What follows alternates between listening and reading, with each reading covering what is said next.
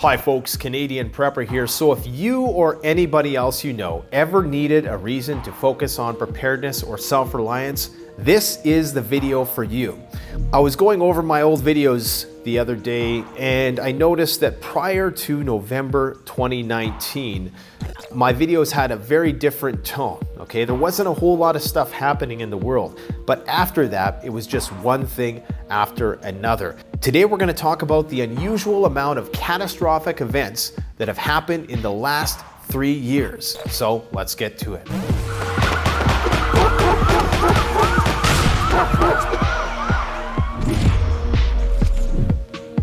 The Australian wildfires from 2019 to March 2020 were some of the worst wildfires on record. An estimated 46 million acres and over 3,500 homes were destroyed. When the fire was finally extinguished, Australia had one of the worst bushfire seasons it's ever recorded in its history, and 2019, of course, was the hottest year on record for Australia. And that's just where it all began. Back in January of 2020, to kick things off, the assassination of Qasem Soleimani, a major general in the Islamic Revolutionary Guard Corps in Iran. This almost led to World War III at the time. It led to a small-scale retaliation by Iran and the unfortunate downing of Flight 752. There were fears at the time that it would spread to a greater regional conflict. Fortunately, that didn't transpire because in March of 2020, COVID-19 reared its ugly head. WHO declared a pandemic. What do I really need to say about this? We all know what transpired after that. This has been one of the defining events of our generation, and we will no doubt feel the cascading effects of the pandemic for years to come. Then, of course, we had the market crash of 2020. In late February, one of the fastest market crashes in history elapsed. The largest one-day drop was on March 16th, where we saw a drop of 12 to 13% in most of the global markets. A lot of people were wiped out.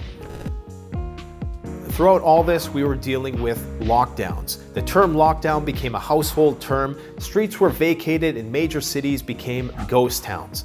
This unprecedented government action created a lot of division within our society and pushed a lot of people's mental health to the brink.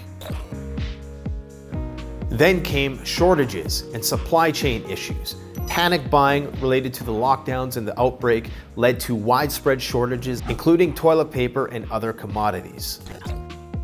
Then on May 25th of 2020, George Floyd was killed by Derek Chauvin, and this of course sparked one of the largest protests in history. At least 200 cities in the US had to impose curfews by early June. This widened the rift between left and right, created a lot of civil unrest. On the heels of the pandemic came looting. If you all remember those images of stores that were boarded up due to the pandemic closures, arson, vandalism, looting led to 14,000 approximate arrests from May 26th into June, and this led to $1 to $2 billion in damages nationally, the highest recorded damage from civil disorder in US history. Then later in 2020, we seen record fires of apocalyptic proportions, the size of which we had never seen before. In 2020, California wildfires doubled the size of any year previous. This was on the heels of Australian wildfires and record wildfires in Russia and Siberia in 2020 and 2021, respectively. California recorded almost 10,000 fires that ravaged nearly 4.4 million acres. Then, of course, came the inflation that was supposed to be transitory. The worst inflation in 40 years is still unfolding to this day as a result of the Fed's monetary policy and supply chain pressures. Then, of course, on the heels of civil disorder and civil unrest in the wake of the pandemic and the George Floyd protests came January 6th, in which an unprecedented mob of 2,000 to 2,500 people swarmed the Capitol building to contest the election results. This revealed the depths of political division in the West and sparked fears over what some have called a new civil war. Then we had the Suez Canal blockage in March of 2021. This is unrelated to any other global disaster and purely due to human error. In just 6 days, one stuck ship caused a major bottleneck that prevented an estimated $9.6 billion worth of trade. Then, of course, came the chip shortage, which has been happening since 2020 to the present. This is an ongoing global crisis in which the demand for semiconductor chips has exceeded the supply. This has impacted more than 169 industries. The crisis has led to major price increases, shortages, and price gouging from manufacturers and retailers. Since the late teens and the early 2020s, one of the worst droughts in a millennium continues to scourge the southwest United States, which happens to be where most of North America's vegetables are grown. Experts say that this mega drought is responsible for the region's driest conditions in over 1,200 years, and this is also leading to water shortages, which is leading to hydroelectric power outages and agricultural issues. You might remember those scenes of all of the container ships, hundreds of them, waiting outside to be docked at the ports in North America. Well, due to staff shortages related to the pandemic, hundreds of ships continue to be backed up at ports around the world, causing prices to increase by nearly 400%. This, of course, added to the retail inflation that we're seeing. Then, of course, we had the fall of Afghanistan to the Taliban in August 15th of 2021. We all remember those horrific scenes and images of people crowding the airports, desperately clinging to airplanes, trying to flee the country, many unfortunately plunging to their deaths in an attempt to escape a country now overrun by the Taliban. It's estimated that the US lost nearly $2.3 trillion in this war with little to show for it. Then we had historic flooding in Germany, India, and China. An apocalyptic deluge washed over parts of Germany and many other countries in unrivaled floods that we had never seen in those regions before. Then in 2021, we had some of the worst heat waves in North America. It was its hottest year on record. We saw one of the hottest and scariest temperatures ever recorded in Canada at 52 degrees Celsius. The town that recorded that temperature burned down the following day. In contrast to this, later in 2021, we had the British Columbia floods.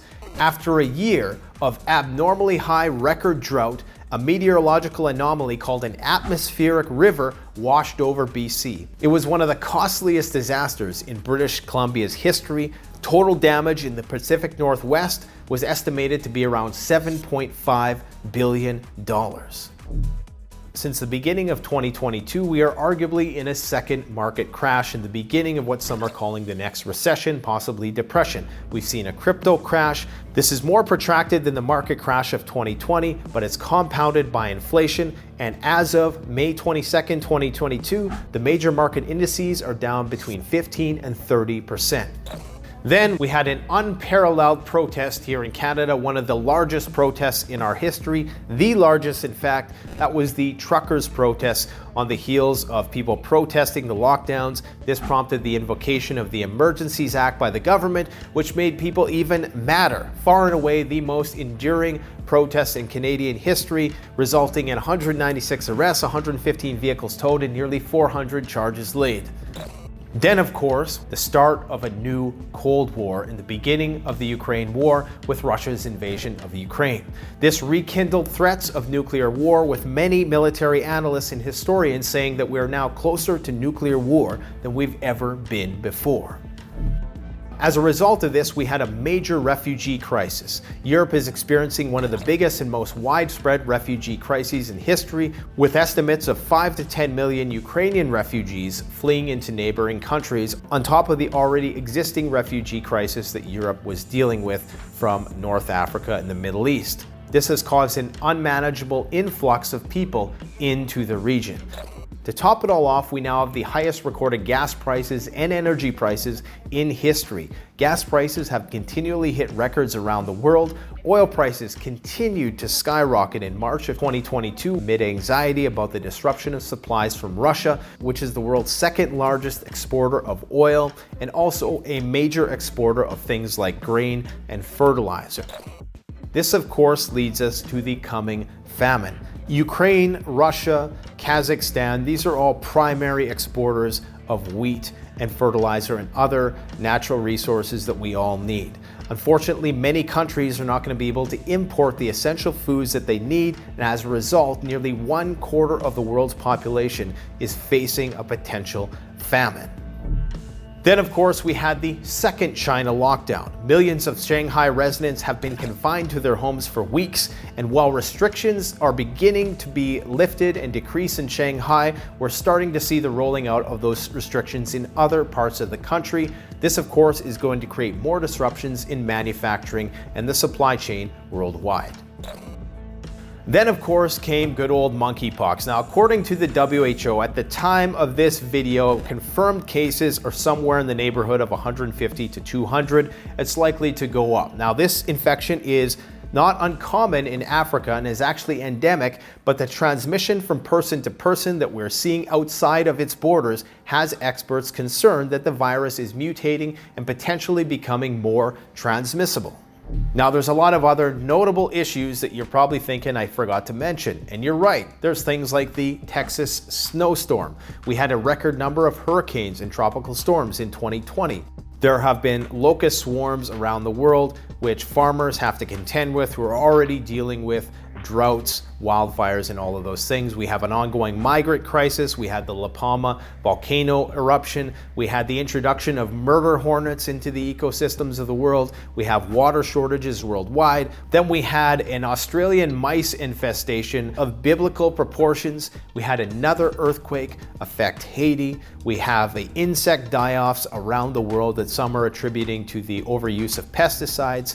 In 2021, a total of 432 catastrophic events were recorded. Then, of course, we have the Australian flooding of 2022. We have cyber attack upon cyber attack. One of the biggest and most compromising in all of history was the SolarWinds hack, in which Russian state-sponsored hackers inserted malware into the computers of almost 18,000 customers beginning in March of 2019.